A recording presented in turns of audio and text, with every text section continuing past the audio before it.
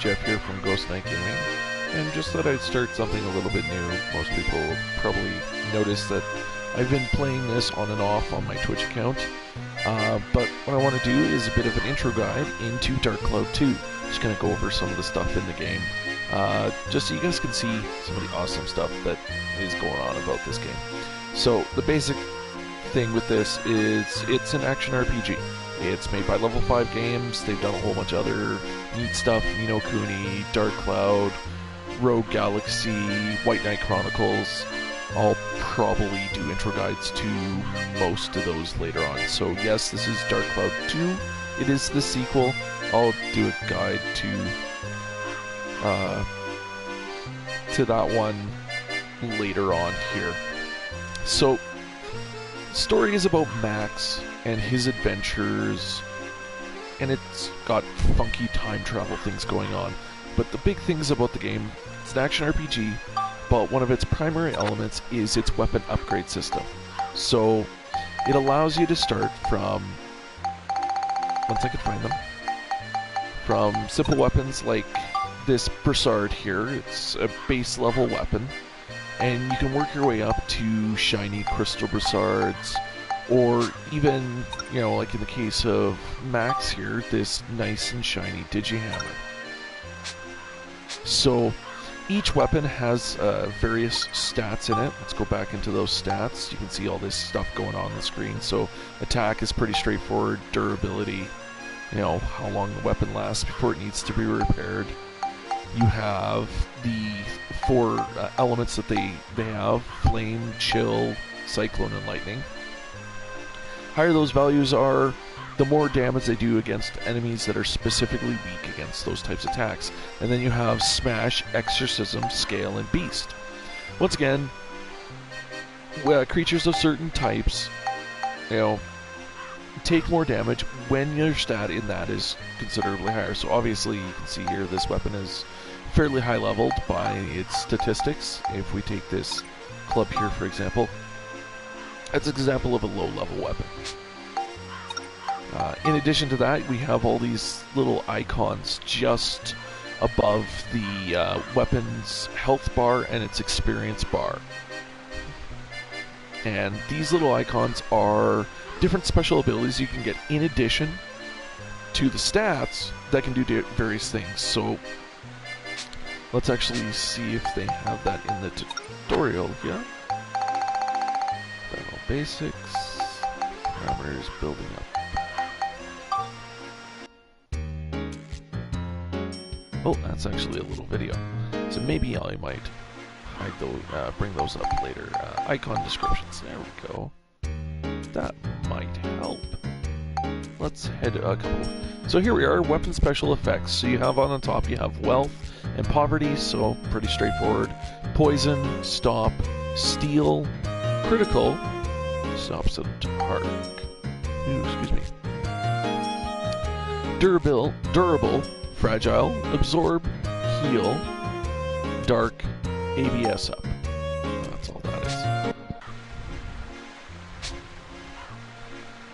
So there are a couple of different types of weapons. Both the main character Max and his compatriot Monica both use different types of weapons. Max uses, for his primary weapon, he uses hammers and wrenches. He also uses guns as his secondary weapon of various types. So, I mean, I've got grenade launchers. You can get submachine guns for them. And then this laser gun I've got going on here. Yep, laser gun. Monica, on the other hand, uses swords and these armbands called Brassards. Oops. So, and each of them has various values. Different monsters are weak against certain types of weapons as well. Some may be weaker against Monica's sword as opposed to Max's hammer. And with the variety of the different type of gun types or hammer type and wrench type, that is also taken into account. So they may be weak against his wrench, but not so weak against his hammer. In addition to that, Max has this lovely robot called Ride Pod. I'm not going to go into too many details about him to reveal his story. but he is somebody else that can be used for combat, and he has various values as well. You can earn experience with him, which allows him to buy upgrades from one of the other characters in the game. He's got armor, his own health, and his weapon defense. He has a variety of weapons he can use that do all sorts of things, from samurai swords to laser cannons, in this case with the Nova cannons, to fists, machine guns, missile pods, and things like that. In addition to that, Monica can also transform into monsters. And these monsters have various stats, and with enough nurturing and taken care of, you can get quite interesting creatures from that. You have to collect the badges to do all the different monster transformations, and each badge requires certain things to be put into a gift capsule, brought to that appropriate monster type, and then defeat that monster after the gift capsule has been given to the monster. You can find out more about what monsters like what items in these gift capsules by actually transforming these monsters, and if there are monsters of the same type as them, they can speak to them, and usually they'll give you hints of how to collect the other monster badges. So moving on from the weapons in that, we also have additional side characters that you can recruit that provide various benefits, from improving how many synthesis points your weapons and armor, weapons and items get, to being able to buy or make items on the fly as you travel through the dungeon. Going back to weapons for just a moment, one of the big things about the weapons, and I've just repaired that one, is they have these synthesis points. So as they earn experience, they gain levels. So that's why my Digihammer is level 12. The synthesis points allow you to synthesize weapon items. So let's take a look at my hammer. You know what? I'm just going to improve something at random here. So I go and I use pretty much any item in your inventory can be used to spectrumize. Now, spectrumizing allows you to turn the item into something that can viably be used to improve a stat. So in this case of this wind crystal, I spectrumize it and it gives me bonus cyclone. So every piece that you use counts toward how many synthesis points this costs. There are other ways to improve these as well, because what you can do is you can actually spectrumize your weapons as well. If a weapon is level 5 or higher, preferably that way, otherwise it's not very reliable, you can take that weapon, one of these for example, give it a whole bunch of upgrades via spectrumizing to improve its stats, then spectrumize this weapon. Each of those weapons retains a certain percentage of each of the stats that it had that you can now spectrumize to another weapon. Say this Digihammer here. By doing so, I greatly improved the weapon without as much cost, because this level 5 Brassard here, even though I can spend 22 points of spectrumizing to improve it, only costs me 5 points for the weapon I want to improve to make it better. So in the end, that is one of probably the most economical ways to improve weapons in the long term. And you're going to want to do a lot of weapon improvement, because if you don't, you're going to run into some trouble later on in the game. So upgrading those weapons, improving those weapons as you progress is essential to your success in Dark Cloud 2. Other features in the game include the fact that Max can take pictures. Now, part of the thing behind the picture mechanic is there are a couple of things you can look for. There are scoops and regular pictures. As I take pictures of items, let's go and take a picture of this trash can here. You'll notice that down at the bottom of the corner of the screen, I've got that the trash can is mentioned, and with a little light bulb. That means that I can now use that as an idea for an invention. One of the other mechanics that Max can do is he can invent items based on things he's taken pictures of. These items are additional weapons, other items that may only be found in dungeons, purchased in stores, but he can craft them himself if he has the material. So if I go into the Make menu, this gives me a list of all the items that I've invented. I click on one. Oh, that one is full. And it shows me how many items and how much of each I need to be able to make that item. So now I can make that work shoes or those clown shoes without having to try to find a shop that actually sells them.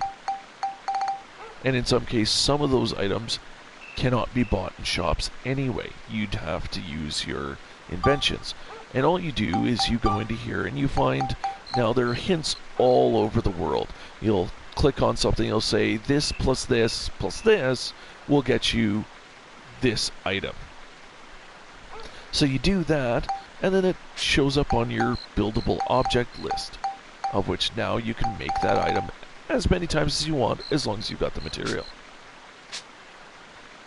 So let's talk exploration. So the game is pretty large. You know, you've got a decent sized town to begin with to explore and meet new people. But then you start exploring your dungeons and you start exploring additional areas. So this is where some of the other mechanics that Level 5 is very well known for start showing up. So let's go to Sindane here. As it loads. So in Sindane, you'll notice it's not nearly as big as Palm Brinks looks like there. And there's this little icon on the bottom left-hand side of my screen. That icon shows that this is one of the Georama locations. This is another mechanic in the game that makes it a little bit more unique from your average action RPG. In here, I can actually start building these towns myself. I can make different location items, so I can build houses, create trees, and I can place them on my map to customize my own towns. Now there are objectives tied into this, and if you choose to play the game, I'll let you look into that further on your own. But let's take my thorn tree here. I can now place this thorn tree somewhere around here when it allows me. Now that tree has been added to my location. So now look, I've got this lovely tree added to this town that I can explore. In addition, there are people that you can recruit in the first town, Palm Brinks, and in other locations later on in the game that provide you with people that you can actually move in to these towns all over the place. Now, they don't wander about or anything like that, but it also affects some of the later mechanics. Time travel is a big thing in this one, and you can actually travel between the two of the time frames that are important for the game's plot. Things you do in the past, which is the present here, affect things in the future. And how you build things, what objectives you complete within the analysis, will affect what shows up later on in that area. So now, we've got the Georama, we've got our weapons, we've got our characters, so now we're looking at dungeon exploration. So, all of the dungeons are divided into various floors, and each of those floors has various things that you can do, and this includes several of the game's mini-games that are also involved. And if you look here, this is a prime example of this. On each floor, there are various objectives for you to complete as you play, just to add a little extra challenge to yourself. But there's also several of the mini-games. The fishing game, where you can go and fish in various small ponds or in the ocean in various levels, allows you to collect fish to either cook, you can race with them, you can put them in fishing contests to test their weight and size. So there's numerous things you can do with those fish. The other thing is your fishing rod, just like everything else, is upgradable. You can improve it as you continue to fish. Spheda is Dark Cloud's version of Gulp. You have these temporal rifts that can only be closed by finding these Spheda balls, or Spheda spheres, and closing the rifts with those if they're opposing colors. Some of you may have seen some of my highlights of me playing Spheda, and if you're looking to learn a little bit more about Spheda, feel free to check out those highlights later. Then you have your other objectives, like completing attacking and defeating all the enemies with a particular weapon type, or with items, with Ride Pod, or with the monster transformation. Every dungeon has X amount of floors and various special floors where special events, special characters that you may interact with will show up. Other than that, there's plenty of areas to explore in Dark Cloud, lots to do in addition to the various mini-games. There's just a lot you can kind of play around with, whether it's customizing your towns, painting your houses, building up all the weapons that you can possibly make, fishing until you're blue in the face. Everything and more is possible while playing Dark Cloud 2. And there you go. So that's Dark Cloud 2 in a bit of an intro. As I do more of these intro videos, these will get better and considerably more elaborate, or at least better looking. So hopefully you enjoyed this introduction, and I hope you guys stay tuned for the next introduction, my Let's Plays and Top 10s. If you like this, like it, comment on it, and subscribe to my channel to see more. Hope you guys had a bit of fun, learned a little bit of Dark Cloud 2, and hopefully you feel like enjoying this game. I certainly have. Thanks guys, and have fun and keep gaming.